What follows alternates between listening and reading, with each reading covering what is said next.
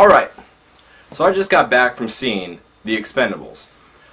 What I'm going to tell you, without spoiling anything or anything like that, was, did I like it? Yes. Did I think it was a little bit overdone, like most action films? Of course. Let me start with the first act, or kind of like the first little setup you get.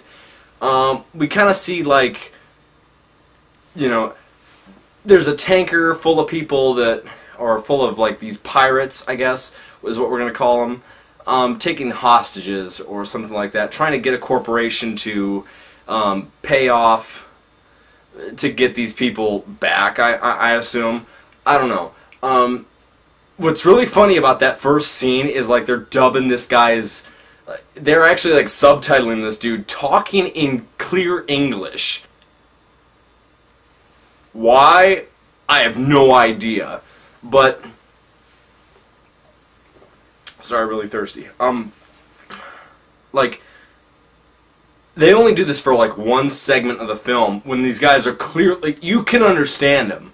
Like, it would have been a much better feature had they done that with, like, Stallone's dialogue or Statham's, because sometimes you don't know what the fuck they're talking about. Anyways, you see the team, and I'm not going to give anything away, but I'm going to try not to, at least. Okay, bear with me. Like I said, I just got through seeing this movie. And then you see these guys, like, whoop ass, right? And that sets up the Expendables. Throughout the movie, you're kind of given, like, very little backstory. I think Mickey Rourke and Stallone kind of talk about some of the older missions where they're, like, in Bosnia and stuff like that. And, you know, and surprisingly enough, sorry, I know this is probably going to seem random, but I've had a few. We were drinking during the movie to make it, and that was funny. It made it a lot better. It made the references come that much quicker. But what I gotta say is, like, this movie felt, and that's probably exactly what it was going for. It felt like one of those old 80s action films where you get no explanation as to why the fuck this is happening. You do, but you don't. Like, characters don't just pop up and say, okay, I'm going to change really fast. I'm going to do this differently this time. I'm going to try to salvage or redeem my soul. Which is a big theme in the movie. But, like I said, you kind of get a setup into who these guys are. One of the team members have problems, and they have to go away. That sets up for, like, this interesting kind of betrayal sequence, which I knew right off the bat as soon as, like, that sequence happened. I knew the ending, but I'm getting ahead of myself. Anyways, the movie, action-packed. Very, like, seriously, people need to start taking notes watching this film. This is what action films should be. We're too afraid of people dying these days. We're too afraid to show people being badass and getting their asses kicked, or, you know, stuff like that. This movie really felt like an actual action movie should. You had these group of guys, you didn't get a lot of backstory with them, you didn't even get a lot of character development with them. And like I said, that's an 80s movie. You can pop in any of those fucking movies. You know, like, picture like, I don't know, even Rambo, like Part 2, First Blood Part 2, you didn't get a lot of backstory into, beside the fact that Rambo has been in prison for a while, and now he's offered a chance of freedom. Go kick some ass. Right on. Go do that. Like, this movie really worked in that fashion. Until the third part, which I'll get into in a moment. But, all-star ensemble cast. Seriously, this cast was pretty good. The biggest, like, I would have to say the worst actor in this film, believe it or not, or you'll probably believe it, was Randy Couture. Holy fuck, that guy can't act for shit. If he'd had no lines, this movie would have been, his part would have been great. But the fact that they gave him lines where he's explaining why he's got that fucking cauliflower ear, that was pointless. If you guys have seen the Scorpion King prequel, you'll know exactly what I'm talking about. The guy is not an actor. He's an MMA fighter who's a fucking badass. Don't get me wrong. I'm not going to ever walk up to Couture and say, dude, you can't fucking act, because he beat my fucking face in. I'm not stupid. He did a great job, though. Don't get me wrong on that. He did a good job for his role, but he didn't need dialogue. Another big, oh yeah, I gotta say this. I have to say this. The cameo with Willis and Schwarzenegger, by far the best part of this film. I mean, seriously, like, I think I wanted to buy a poster, like you'll see right here, like the beer, like the difficult things to say when you're drunk poster. I would, like, if they would replace the greatest 100 film quotes with one of the quotes of this movie, I'd have that shit just plastered across my wall. Seriously, it was that fucking good. When Stallone and Schwarzenegger are arguing, like they're old rivals, and like they kind of say, like Stallone builds that up, and it really works because in the scene he's like, "Oh, you've lost weight. Well, whatever weight I've lost, you kind of gained." You know, it's a like half Down syndrome kind of face, you know, facial gestures he makes, and Schwarzenegger stole that scene besides Willis. Stallone was the weakest character in that whole scene.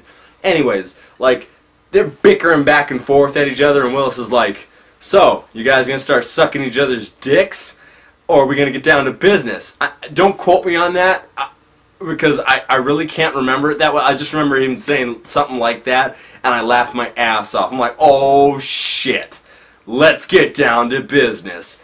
And they really make a lot of good references in that film into that scene.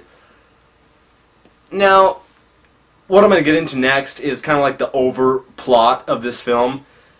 Stallone leads this team called the Expendables. If you fucking didn't know, it's called the Expendables. But seriously, like, you don't know why they're called the Expendables. They take on suicide missions. Well, why aren't more of them fucking dead? Why are these guys still friends? Like, you would figure with a group called the Expendables, you might as well call that group the "You're gonna fucking die." Seriously. But these guys don't fucking die. And that was the biggest problem I had with that movie, is like, you build these guys up to be like, oh, when you got no one else to call and you want a job that's impossible, no one's gonna walk away from it, you get the Expendables. Because, well, they're expendable, right? That was the biggest problem with this film. It suffered the whole action cliche of, well, none of us can die. Fuck, I think only Couture and Stallone get hit in the final battle. That was bullshit, by the way. Like I said, back to like the subplot, like the main plot of the film. Stallone kind of goes in with Statham to kind of like view this island, if you will. Island. It was like a Costa village, really.